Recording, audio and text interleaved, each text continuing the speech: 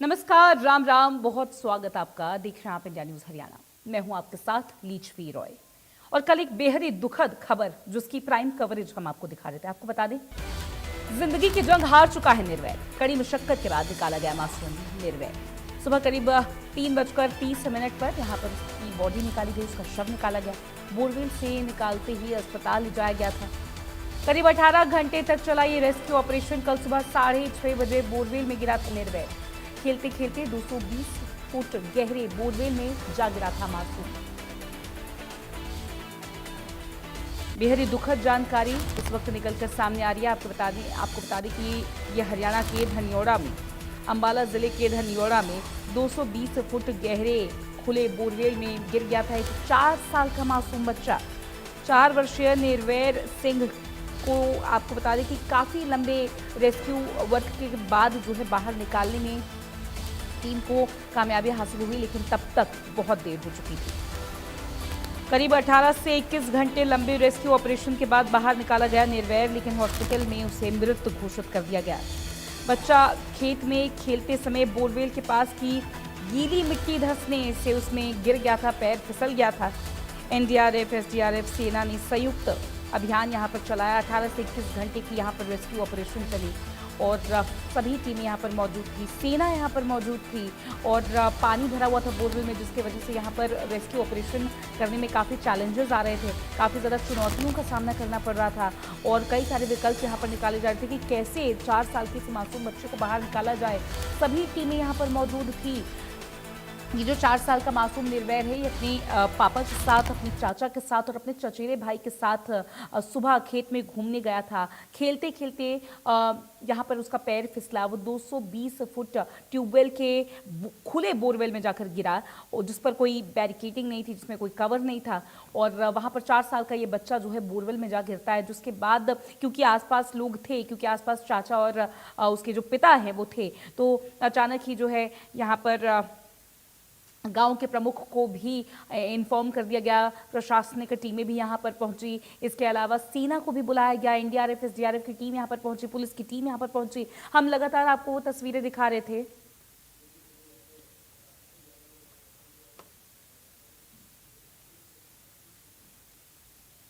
हमारे साथ जुड़ रहे हमारे सहयोगी संजीव आनंद, उनसे करेंगे बात। संजीव, देखिए 18 से 21 घंटे का रेस्क्यू ऑपरेशन और उसके बाद यहाँ पर 4 साल के मासूम बच्चे को निकाला जाता है, जिसको डॉक्टर्स मृत घोषित कर देते हैं। बेहद ही दुखद खबर निकलकर सामने आ रही है। क्या अपडेट है, क्या कहेंगे? हालत बहुत खराब है। पिता जो हैं वो भी बेड पर हैं, उनकी भी तबीयत खराब है। एक घर का चिराग जो है वो बुझ गया। लगातार 21 घंटे के ऑपरेशन के बाद जो है सुबह 3:25 पर निर्भय को निकाला गया और निकालकर सीधा एम्बुलेंस से हॉस्पिटल ले जाया गया, जहां पर डॉक्टर्स की टीम ने उन्हें मृत घोषित कर दिया और उन्होंने कहा कि जो ये पोस्टमार्टम के बाद है पूरी रिपोर्ट आएगी।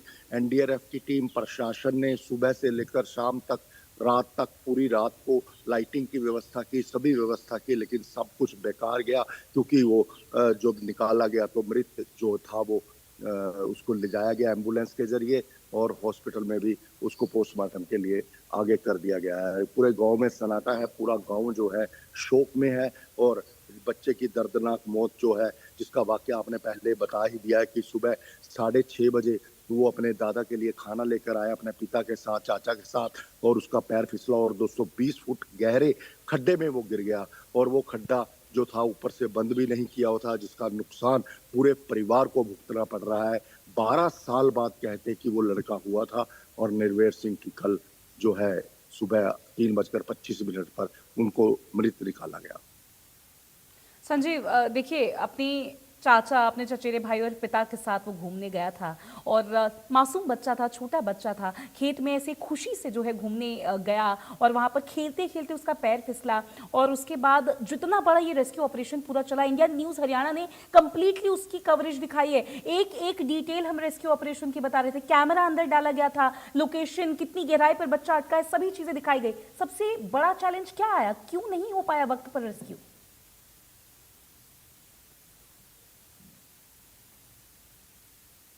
और सेना ने पूरा जो था अपना दल बल लगाया, लेकिन वो जो बच्चा था वो कहीं न कहीं अंदर जो था वाटर था, जो पानी था 220 फुट गहरे के नीचे भी पानी नज़र आ रहा था और वो पानी कहीं न कहीं रिस रहा था, जिसके कारण बच्चे का शरीर जो है कहते हैं पानी के अंदर फूल जाता है, हो सकता है उसी कारण से जो वो रस्सी वगैरह डाल रहे थे उसके अंदर बच्चा ग्रिप नहीं कर पा रहा था।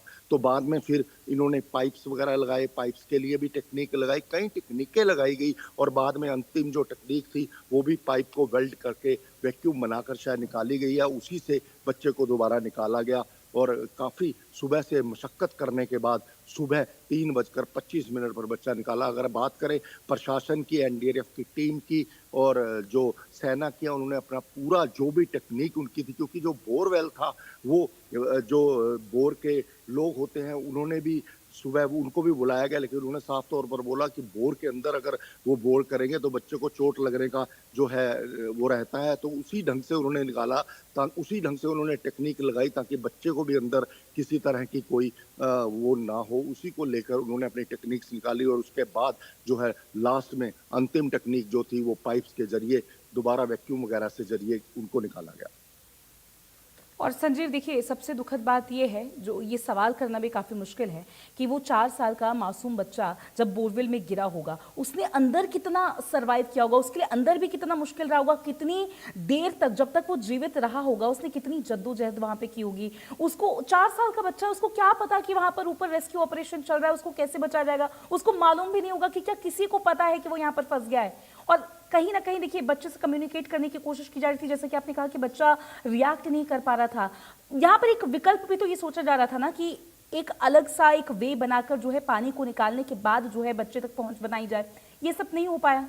इसके अलावा जो बोरवेल खुला छोड़ दिया गया था, कितने इतने हादसे हो सकते हैं। ये एक बच्चा है, ऐसे कितने हादसे हो सकते हैं। इन चीजों पर कोई एक्शन कभी लिया नहीं जाता। और एक बहुत बड़ा हादसा जब हो जाए, जब चीख पुकार मच जाए, तो उसके बाद यहाँ पर सरकार की सख्ती देखने को मिलती है।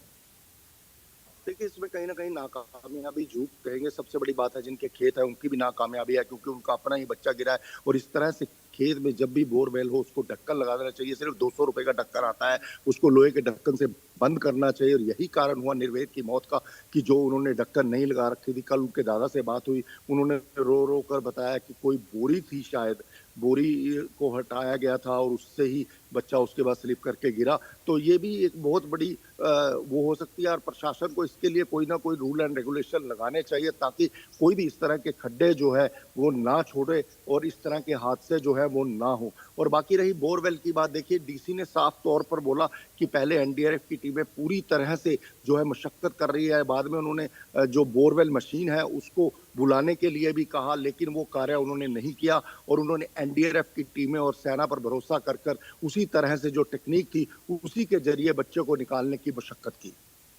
मशक्कत भी बहुत हुई, पूरे रेस्क्यू ऑपरेशन में मेहनत भी बहुत हुई है संजीव, लेकिन देखिए बच्चे की जान नहीं बच सकी है। कई घंटे, कई सारी टेक्निक्स, सभी कैमरे, हर तरीके से पहुंच बनाने की कोशिश हुई, लेकिन बच्चे की जान नहीं बच सकी। और आपने एक बात कही है, आपने एक जिक्र किया था इस बात का कि 12 साल के बाद, कई मन्नतों, कई दुआओं के बाद, कई पूजा पाठों के बाद जो है वो बच्चा घर में हुआ था और कई सालों बाद जो है घर में किलकारियां गूंजी थी और हर तरीके से जो है वो बच्चा सभी की खुशी की वजह था। अब उस बच्चे की जान चली गई है। परिवार वाले हालांकि कुछ कहने की हालत में नहीं होंगे, लेकिन कोई बातचीत आपकी हो पाई क्या? देखिए, उनके दादा से कल मेरी बात हुई, वो गाड़ी में थे और बड़ी बुरी तरह से रो रहे थे। तो मैंने भी ज़्यादा उनसे बस इतना ही पूछा कि क्या हादसा हुआ था, किस तरह से हुआ था। वो मेरी ही कल उनसे बात हुई थी, तो कल उन्होंने बताया किस तरह से बच्चा मेरे लिए खाना लेकर आया था, मैं यहाँ काम कर रहा था और वो उसी कपड़ों में थे जिस कपड़ों में काम कर रहे थे और बिलख-बिलख कर जो है रो रहे थे। चाचा उनके थे वो भी घर चले गए थे क्योंकि उनकी भी हालत बड़ी खराब थी और पिता तो बेड पर ही थे। जब गृह मंत्री अनिल विज, जो अपना ऊर्जा एवं परिवहन मंत्री अनिल विज जब आए, उस समय भी उन्होंने घर जाकर ही देखा कि उनके पिता भी उसी तरह पड़े हुए थे बेहोश टाइप में। तो उनकी भी हालत थोड़ी गंभीर थी, तो ज़्यादा बात नहीं हो पाई। उनके दादा से ज़रूर बात हुई, उन्होंने साफ तौर पर बताया कि वो खाना लेकर आया था, मुझे क्या पता था कि ऐसा हादसा हो जाएगा। तो रोते-रोते वो सारी जो दिन था इसी तरह एक गाड़ी में बैठे हुए रोते रहे और उनकी किलकारियाँ जो हैं वो आवाज़ आ रही थी। संजीव, आप उन पिता के बारे में सोचिए, उनको कितना गिल्ट ट्रिप पे इस वक्त होंगे, उनको कितना पछतावा इस बात का होगा और ज़िंदगी भर रहेगा कि वो अपने छोटे से बच्चे को जो है खेत में घुमाने लेकर गए थे और थोड़ी सी बस नज़र ही हटी और उनका बच्चा जो है बोरवेल में गिर गया और उसके बाद ये जो रिग्रेट है वो हमेशा ज़िंदगी भर उनको सताएगा। इसके अलावा प्रशासनिक बयान जो है वो तो मैं आपसे जानना चाहती हूँ, लेकिन आप ये सोचिए कि उनके पिता, उनके चाचा, उनको कैसा महसूस इस वक्त हो रहा होगा।